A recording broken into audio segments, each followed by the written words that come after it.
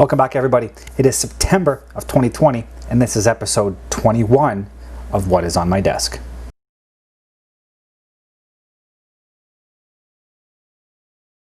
So today's episode, we're going to take a look at the 4 kits that you saw started in the last video.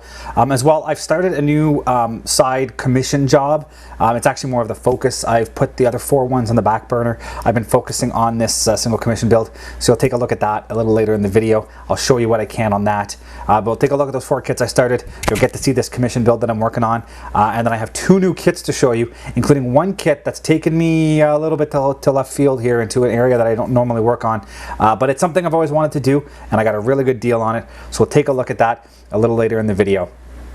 So let's get the camera swung over. Let's head over to the desk. We'll take a look at what I got going. And as always, my name is Sean, and this is Sean's Aviation.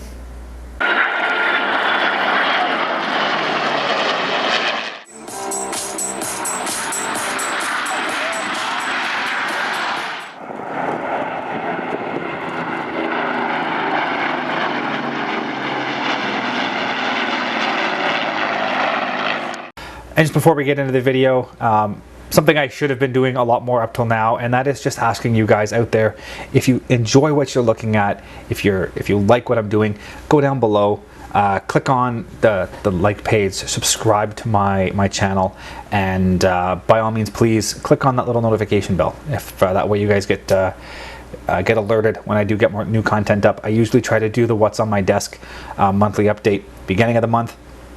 And I usually try to get a video or a series of videos released by the 15th, the middle of the month. So whether that's going to be a tips and tricks video, or an aviation history video, or my time-lapse videos of the previous model builds that I've got done, or an air show video, or some of my new product review videos I'll be doing. So I'm going to try to get something posted by the middle of the month. So please, if you're enjoying this, subscribe, like, and click that notification bell.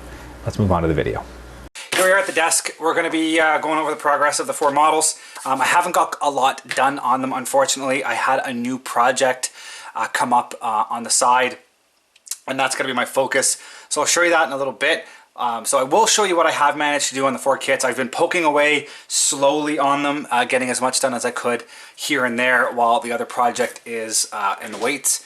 So I'll start off with the A6M0. So for starters, I did get that interior metallic blue color painted. I'm not sure how well that's going to come up in the camera with the lighting, but you can see the that metallic-y blue color inside the fuselage and the wheel well. So like I said, I really like that color. I don't know what it is about it that I like. It's just a really unique color. Most Japanese, I shouldn't say most, some Japanese aircraft had it. Looking at the references I have, it looks like that aircraft should have had more of a green interior, but like I said, I'm going to take some some artistic license with this, and I'm going to do that interior color just because I love it. And then I have all the little bits painted that need to be painted, so all the cockpit pieces, the wheel wells, the wheel doors, the instrument panels, the seats, all the little bits and pieces for the cockpit have been done. And from what I could tell looking at reference, it looks like the actual instrument panel isn't painted black. It would stay this bluey metallic or the green color, and the instruments were just mounted into that with no black panel that you normally see with like American or British aircraft. So I'm gonna go with that reference and leave it with this metallic blue color. I also painted the cowling up at the same time. It gets painted a flat black, so when I did the wheels, I painted up the cowling at the same time. I'm going to do a little bit of sort of artistic, again, it's a little artistic license. I'm not sure if it would look like this in real life, but just for, partially because I want to make it look interesting, partially because I kind of screwed up. I had planned to do a salt weathering technique on the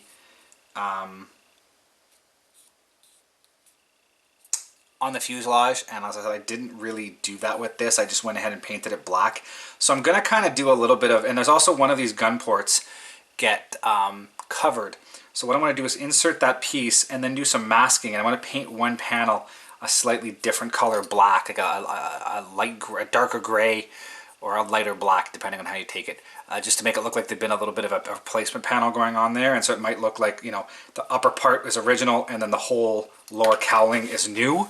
So it's going to kind of break up the look a little bit. So I'm going to try that. I also kind of forgot when I painted. There's a little spot here I missed. So I'm going to have to add a cover for the gun. And then this upper panel will get painted a dark gray or a light black, just to break up the color, and then it looks like the bottom cowlings are all replacement cowlings from a different aircraft. And then when I weather the airframe, hopefully it kind of gives it the look that that was a replacement. So I'm going to kind of hide my mistakes with a bit of artistic license to make it look cool. So like I said, not a whole lot done on that one. The P-39, I'm in roughly the same place. I got the main cockpit assembled and painted the proper interior green color. There's a window here that's masked off with the kit masking, so that'll be cleaned up and taken off at the very end. As well, I got the forward wheel well put all together. It didn't quite line up the way I wanted. It's a little of a finicky design, so it'll be a little bit of filling at the very end. The fuselage, I painted up the interior the way it's going to be. Still needs quite a bit of weathering and whatnot at the very end to make it look nice and clean, but you can see how it all lines up there and everything that gets seen has been painted. So it's going to take a little bit of, again, weathering and pick out some details, and I haven't done a lot of fine work. I'm just kind of painting the overall colors, base colors that need to get painted. So as well with the little bits, things like the doors, I put the masking on the inside of the doors and painted that, and then I'll mask off the outside and when I paint the exterior color. So the doors, the landing gear doors, the seat, there's some more pieces for the landing gear here. These little tiny pieces. There's some photo etch that goes on those. I'm going to install that photo etch and paint it by hand at a later date, just so it doesn't break off and get lost once I assemble the main gear. All the propellers I've painted black. The radio, which goes behind the pilot, I painted black, and as well as the wheels. I'll mask those off and paint the hubs aluminum at a later date whenever I get around to painting the aluminum colors for everything. So that's the P-39 as well. The wing, I got the wheelbase painted. I've seen different references for these radiator interior. Some people paint those the interior color. Same with the intakes at the front. I've seen them painted the interior color. I've also seen them painted the exterior color. This has an overspray of white along the leading edge of the wing, so I'm going to paint all inside of that white as well to make it look like that. And then the rear part I will do with the exterior color. Oh yeah, sorry about that, bit of a phone call. Anyways, so like as I was saying, it's going to have a white leading edge, so I'm going to use the white and spray inside the intakes as if it was field sprayed. And then these exhaust troughs here, I'm actually going to paint, because there's a photo etched door, I'm just going to fold the doors, glue them on, and then paint everything the lower color gray. Just make my life a lot easier, and it isn't completely inaccurate. So that's my plan for this. Again, basically just got the green and the black painted, so not a lot of progress. The landing gears, I have started to do a bit of work. For example, on this nose gear, I have assembled some of the parts, some photo etches installed. I got the photo etch brake line and the scissors installed. So I'll paint that brake line black at a later date, and I'm just keeping them like this so they're not being, you know, knocked around inside the Ziploc bag, and I can protect them. And then the main gear, basically the same thing. The only things on the main gear is just that photo etch brake line. But again, I'm going to leave them on the clips so that they don't get knocked off inside the bag. So they're going to live on the clips until I'm done. So that's that. Moving on, we've got the F-15E. So far I've only done the gray and the black. So there's the cockpit tub. It's painted the interior gray color, and then this one spot here gets black, which matches up with the, let's see if I can, what side? This side has the little tabs. So anyways, when you put it all together, that black part lines up with the rear of the fuselage where the canopy fits in. So I've got that cleaned up, and then on the fuselage sides, it's painted gray inside, and then I masked off and painted this upper part black. So basically everything above the canopy sill is black for night vision goggles. Everything inside is the cockpit gray color. So I'll go along after, and I'll detail paint all of this up, pick out all the details on that. And then for the, I'm not going to dump all of this out because there's some little parts in here, but things like the ejection seats, I've got the ejection seats painted black, and then I'll go through and brush paint the cushions and all the straps and pick out some details and weather all that. So that's done. Same with the instrument panels. They're painted black, and then I'll go along and dry brush and pick out all the details on those. And the canopy sill. So that's the canopy sill, which fits like that. And the canopy glues onto it. So this outer part here will actually get the exterior color, but I'll paint that separately once I glue the clear parts on and mask the clear parts off. And I'll shoot interior the black again to give the cockpit frame interiors the black, and then I'll paint the exterior color, and this will get the proper exterior color that it needs. And then I'm going to have it mounted up. So you'll be able to see inside the cockpit and see all the detail in that. But yeah, so that's painted. So it's the first step. Still got a little bit more to do, but poking along on that. Like I said, still only 2 colors done on that. I do, however, have all of the pieces that need to be painted white. So everything like the gear doors, the landing gears themselves, some of the linkages for the gear, the main and nose gear. The wheels have been masked to do the hubs. I will still need to do some brush cleanup. It's not going to be perfect. I need to get a circle cutter. I was looking for one today, couldn't find one. I'll have to order one online. They're not cheap, but I definitely need one. But so a bit of touch up with the brush after that. I also need to do part of the bottom of this is part of the interior, so I'll do paint that, and then the main gears, which are molded into the rear fuselage, will also get painted white. So that's ready to go. I just need some time to do that, but like I said, I need to focus on the other model first. The last one I have, the C45, sorry, the Beech C45. So I did paint the interior green color. This is the custom mix I always use, where I custom do the zinc chromate yellow mixed with black to get the proper shade, and it gives me the ability to vary the color once in a while when I do want a bit of a varied color.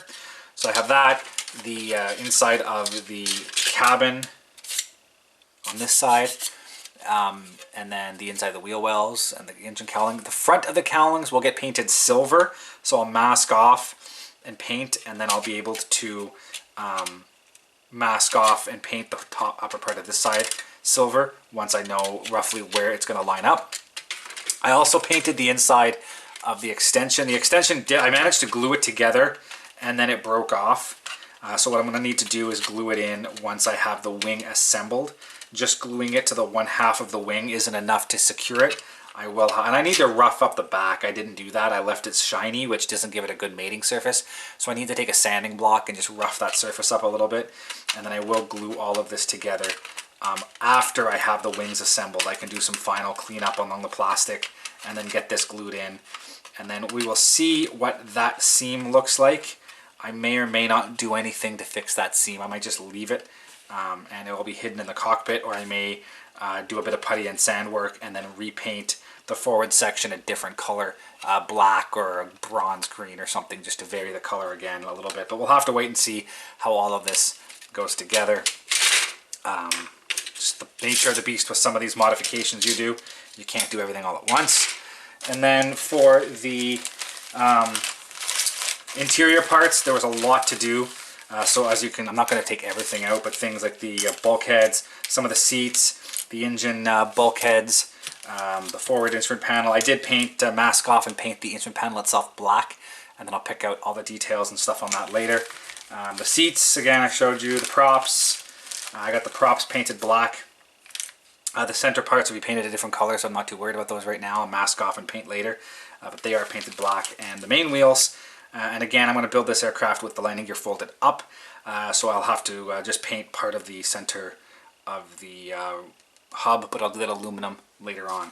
So as you can see, I have got some progress done on these. Not a whole lot. Like I said, it's picking away here and there when I have free time. So I'll get on to what my main project is at the moment, and I'll preface this with the saying that it is a custom commission build for a client. I'm not going to go into too many details. I haven't yet really cleared with the client how much they want public and how much they want to kind of keep on the down low for now. So I'm not going to give away anything that could signify who the final client's going to be.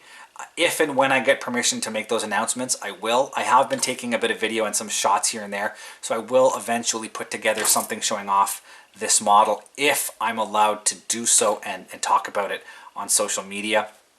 But I will show you what I have now, because as of right now, there is nothing on this kit that will give it away. And it is completely out of my normal area of work. It's actually a large RC scale foam airplane that they want finished as one of their aircraft and then put on display as a static model. So I've had to do a lot of conversion work with it. So I'll show you what I have with the fuselage first. It is a massive thing, so it's actually not even gonna, that's as far as I can zoom out with my camera. I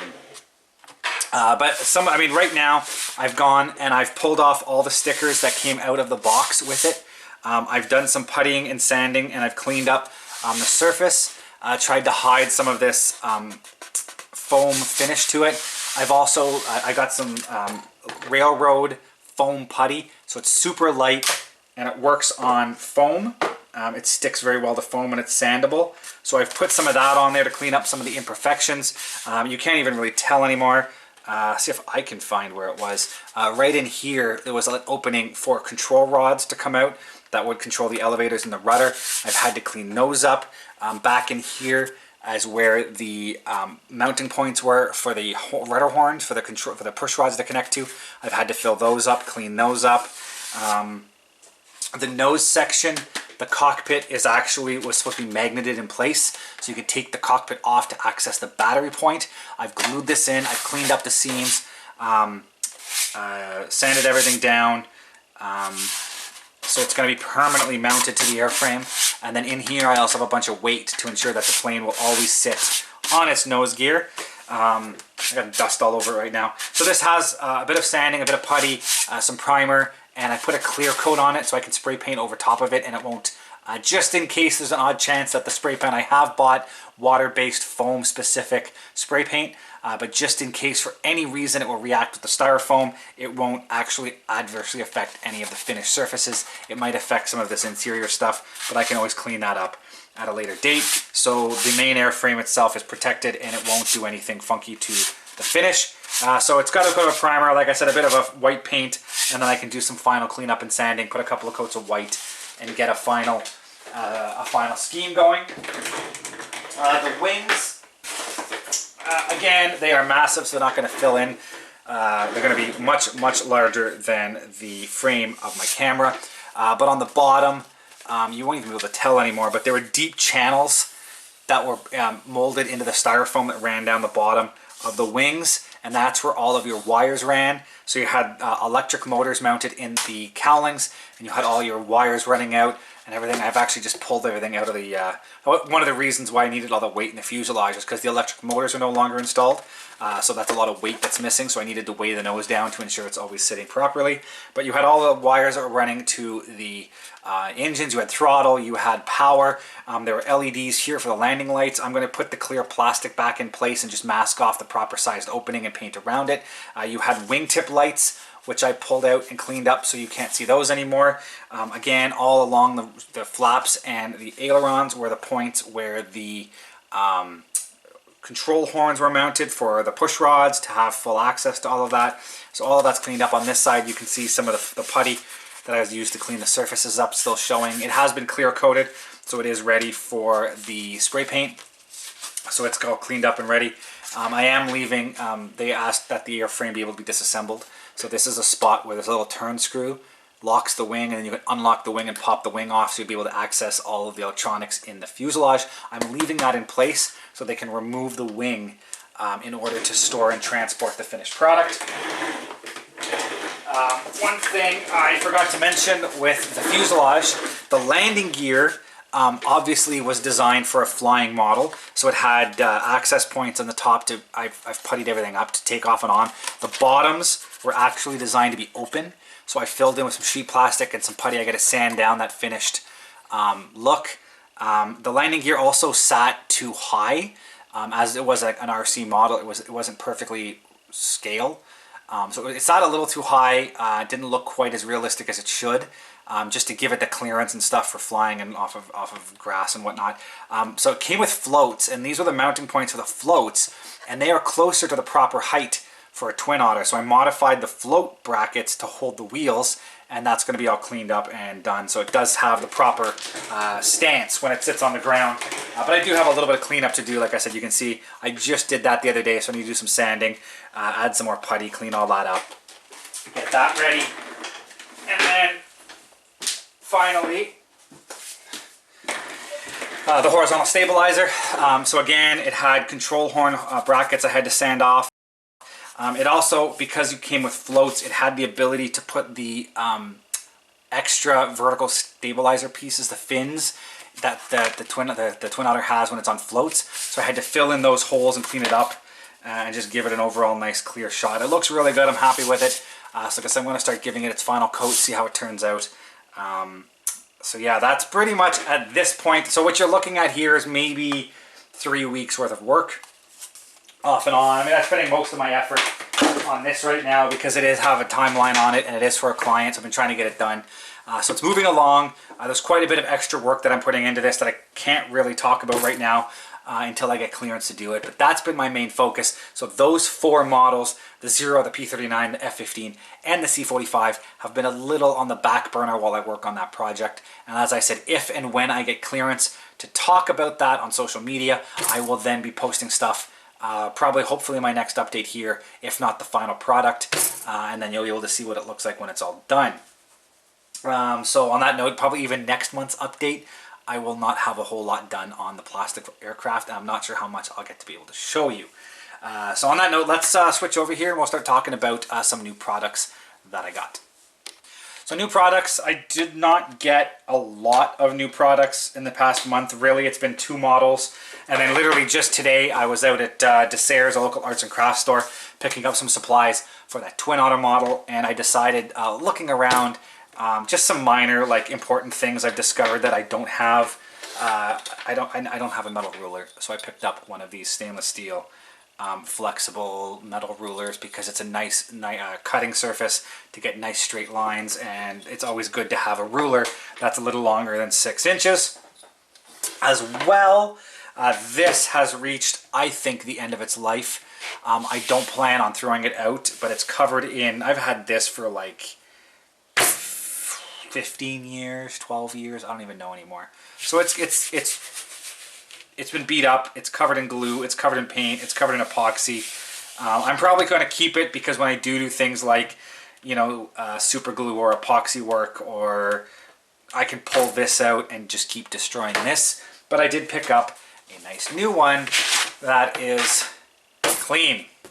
Most importantly, as you can see, you can't make out the measurements anymore. This one, you've got clear inch measurements, you've got half-inch Q squares, you've got 45-inch, you've got a 60-inch line, so it's really easy to quickly hit some of the cardinal points when you're doing measurements. And it actually has centimeter measurements, which are nice when you're trying to measure stuff. I don't have to necessarily always need a ruler. I can quickly just go bang, bang, bang, bang, you know, whatever I need to do. So this is my new work surface. As I said, I am going to keep it a little cleaner. I'm not going to do any real painting or gluing on this. This is going to be strictly a cutting mat and an assembly mat. So that 2 minor things. So other than that, as I said, I do have 2 new models, both of which I bought on the second-hand market, and both of which I think I got an amazing price for.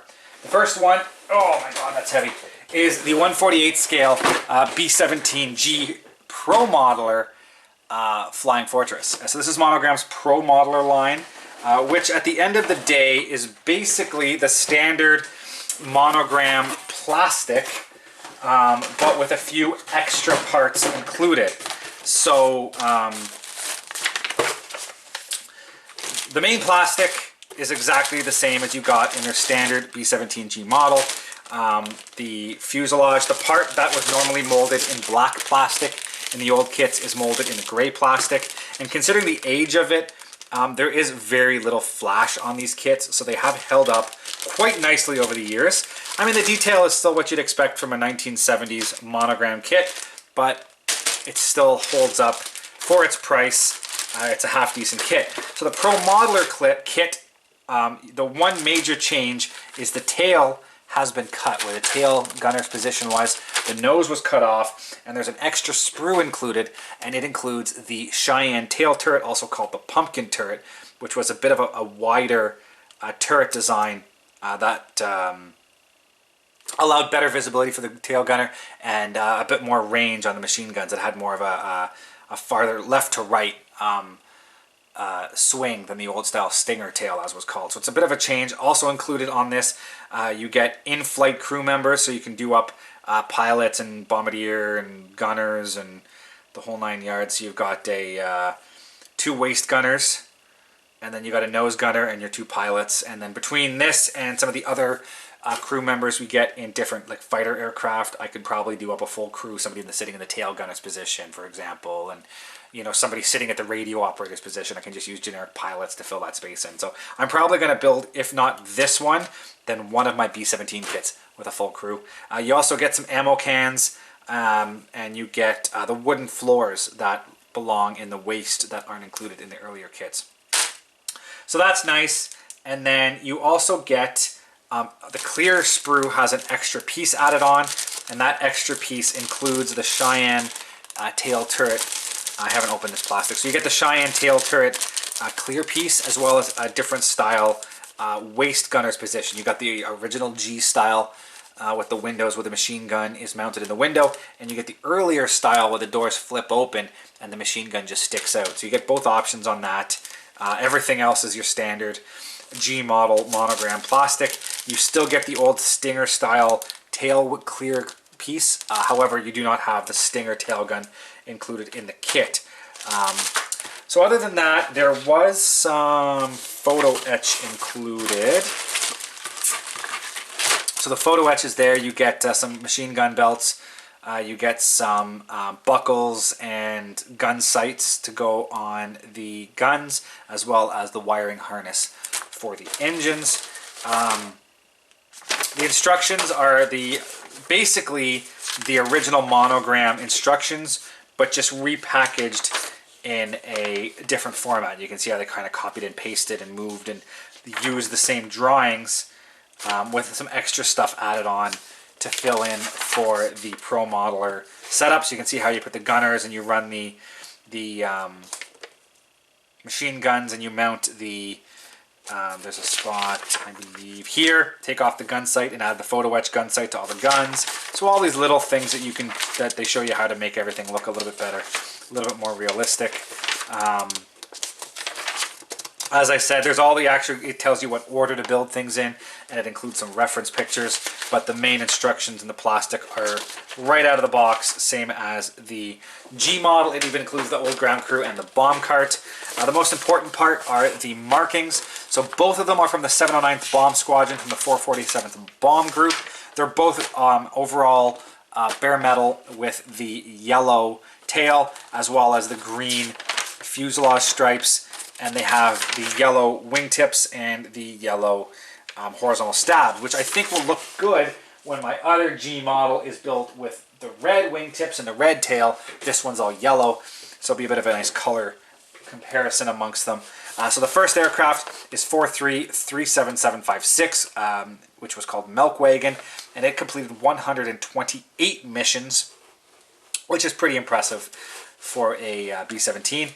And then being bare metal, you also have the slightly different color of both the Cheyenne tail turret and the G model nose, because those were added, the gunner, the turret, the nose turret, and the Cheyenne tail turret were added at a modification center. So the finished airframe was completed out of the factory basically as a late F with the cheek guns and the Stinger tail gun, and then it was sent to the modification center in Cheyenne, Wyoming, and then they added the nose turret, and then they cut off the old tail and added the new Stinger tail, the new Cheyenne tail. So there's some extra area where, like, for example, you have two different color metals. So I'm probably going to finish this in alclad metallizer. So the main fuselage will kind of be one color silver, and I'll do those parts in a slightly different color silver. I mean, actually, the nose gun gets pointed in light ghost gray, and then there'll be some different things going on. So it's kind of a nice, neat mix in colors. So I'm very excited to get that done. And then the other color is the bit of lace, which is 4297976. Same basic layout, same color schemes. The only difference is this one has a replacement wingtip. So it would have had a wingtip that had green on top and gray on the bottom, that it was all faded and coming off the underlying color. So I'm not sure which one I want to do. A bit of Lace did 83 missions, whereas Milk Wagon did 100, and I think it said 128 missions. So Milk Wagon would be cool just because it's 128 missions, whereas a bit of Lace would be interesting just because of that weathered look. Trying to play around and getting that faded olive drab and gray with the silver showing through, and some modified decals. I have the decals put away, so unfortunately I won't be able to go over those with you, but I did do a full product review, both this one as well as the Monogram G and the Revell F, and those will be coming out as a single video covering all three aircraft types. Probably, I'm looking sometime in either October or November.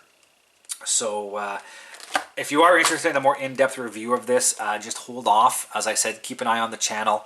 I have a full set of videos scheduled through until, I believe, into November, but I'll have this probably late October, early November, it'll release. So stay tuned for that. And if you are interested in seeing a full review, I will be going over in quite a bit more detail than I just did. Not only the plastic, but the build instructions and the follow-on decals. So that is the Promodeler B-17, and I guess for those of you who are interested in price, I paid $40 for this Canadian. I mean, I haven't seen this Promodeler go for less than 100 in most places. I saw one online just after I messaged the guy and asked if it was available and arranged to purchase it. I looked online and there was one of these for sale on eBay for just over 300 US. It included a little bit of aftermarket. It included some flaps and some doors. I think that means bomb bays, doors, flaps, and crew door. And that was it. Other than those three items, everything was out of the box stock, and they wanted over $300. So even if you factor in the cost of those aftermarket, it was still easily $150 to $200 for the base plastic. So it was not a cheap model, but I got it for a decent price, and I'm very happy I got it because it has been on my list for a while to have a pumpkin turret B-17. That now gives me the ability to build an F, a YB-40, an early G, and a late G. The interesting thing actually about that kit, which I didn't talk about, is that it has unstaggered waist gunners, which is very rare. So early B-17s, the gunners' windows were perfectly lined up, and the gunners kept getting in their way. So in later models, they staggered the waist guns so that the gunners had free range to fire. And considering that it has the Cheyenne tail turret and all the late mods, it should have the staggered waist guns, but it doesn't. They didn't modify the molds that much. So it still has the unstaggered waist guns, which isn't perfectly accurate. My other B-17 model that I finished, I'll actually put a picture of it up here. I did this one years and years ago. I actually modified it and had the staggered waist guns. So you can see some pictures of me going through the process of modifying the waist guns, and then I think I have a picture of it, of me modifying it, and then a picture of the final product with the staggered guns. So I did that myself. Considering that one will be a stinger tail with the staggered, and this will be a pumpkin without, because I'm not going through that work again. That was a once-in-a-lifetime modification. But anyways, so yeah, we'll take a look at the other model here in a second, but that was my Promodeler B-17. So the other kit I bought, completely going out onto left field here, something I don't normally do, something I've wanted to do since I was a kid, but never really done before, and I went out and bought myself a ship model. So this is the 1/350th scale HMS Hood from Trumpeter. Now doing again, I found this on Facebook Marketplace. I saw it, I saw his price. I quickly did some research online to see what this goes for normally, and this is roughly $200 US for this model. I don't know what it's going for today, whether it's gone up in value, gone down in value, roughly stayed the same. Most places I saw had it for between $150 and $190 US dollars, which is, you know, up here with the Canadian money is quite a bit more. So this was a great deal. So I saw the model, I saw the price, I messaged him, said, hey, is it available? Went and double checked that, you know, this was actually worth the money, which for what I paid was a good deal on it considering its full price. Once I heard back him saying it was available and I was sure that I was actually getting a good deal, I went ahead and said, you know, yes, can you hold it until I can pick it up, yada, yada, yada. And then I took a quick back look at his ad to make sure that what I was reading was correct. And it was better than I could have expected. Because not only did I get the model, but I got a set of wooden decks, which according to this from wheelsandwingshobbies.com, so I'm assuming this is US price, $49.95 US for the real wooden decks. It came with a book, which I don't know what this book is going for today. It came with some chains, which really at $5.49 I'm not terribly worried about, but you know, chains are nice. It included the Trumpeter aftermarket set, which I don't know, I think it's real brass molded into the plastic. I'm pretty sure it's real brass guns. Yeah, so it's real brass machine gun barrels. So it's got the main cannons, it's got the 5-inch guns, and it's got all of the little guns. So that's $25 US. And he also included the Tom's Model Works photo etch set for the hood, which was another $43.95 US. So when you look at just this, you're looking at $125 US plus a book in aftermarket parts on top of your standard $150 to $200 US. So at the low end, you're looking at a $300 US model. At the high end, you're looking at about a $400 US model. So between $300 to $400 US is what this would retail for. And I've looked around online, and these prices are still pretty close to what I'd be paying if I bought this stuff today. So $300 to $400 US model, and I paid $50 Canadian for it. So I'd always wanted to have a hood. I've always wanted to have a Bismarck in a hood. My dad had a model of the Bismarck when I was younger, and I always looked at it, and I always loved it. I always wanted to play with it and finish it and whatever, but I never did. Eventually it broke, so that went the way of the dodo. But I'd always wanted to get another hood and another Bismarck and finish them off, and I'm halfway there, and I got even on the conservative side, a $300 US model, which is close to $400 Canadian for $50. So how do you say no to that? So just to go over the aftermarket again, I got a real wooden deck. I got a photo etch kit that has all the railings and the ladders and all that extra stuff included. And I have brass guns and brass propellers all included in the kit, plus everything else that comes with it. So I'm not going to do a full review of this as I've done with the other one. So this I'll go in a little bit in depth. The downside to the whole thing is it has been started.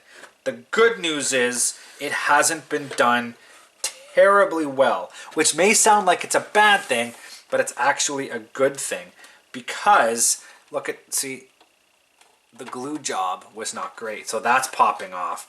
The deck is still loose in a bunch of places. This rear deck I can effectively just lift off. So what that means is I can hopefully get through here and pop all of this apart, which will allow me to rebuild it. Because if you look inside, he's put the real wooden deck in that section already, but there's no painting done, there's no weathering done. So how do I paint all of this without ruining that wooden deck? So I need to pop all of this apart so that I can mask.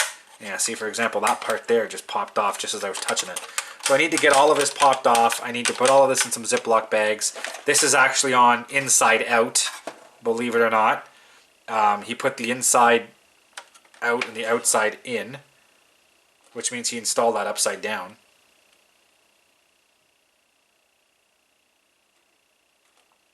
Actually, I don't even know how he managed that.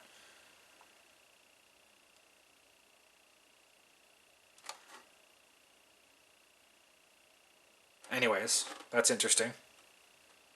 I hope that's not a model flaw in it. But anyways, so the little things like that that I need to go through and like this. I can just pop that off right now. And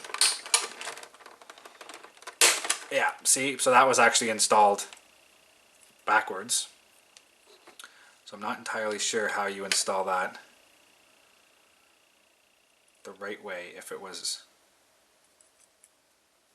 Maybe it was the right way. Maybe it does go that way and it's like a hallway. I don't know. See, I gotta look at the instructions and figure it out. But either way, I It's going to come off because I want to build and paint a bunch of this stuff separately. So all of this, see like how this is lifting off. I can go through with a knife and try to pop it. And there's all of this is lifting off and all of that is lifting off. So I'm going to try to go through all of this and clean it all up and pop off all these little bits and try to get everything back together properly at the end. Also, it looks like he missed.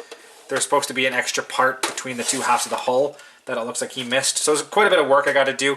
But it is a long model. Like, I mean, I don't think it's doing it justice by holding it like this, but it's 15... it's roughly 30 inches long. So it's going to be a nice large model when it's done. All that photo etch is going to make the stairs look good and all the railings are going to look great. The anchor chain, all that other stuff going on. So I'm going to make sure I do it, but I'm going to try to do a bit of weathering on it. I'm going to try to actually weather the decks a little bit. So then in the model itself, you get a stand, which I'll do up quite nice. I'll find out how I paint it all flat black and or gloss black even, and do a nice bunch of, you know, weather it up quite nicely. So lots of little bits of decks and bits and pieces, and the molding is nice. It's Trumpeter, so it's got decent detail and decent molding on it. Lots of little detail with the doors and the railings and the vents. So again, all these little I think a lot of these ladders will get sanded off and cleaned up, and you can see the railings, for example, will all get replaced with the photo etch stuff. There are some of the propeller shafts and some of the bridge detail and the main mast detail, and there's some cranes and wave brakes and everything. So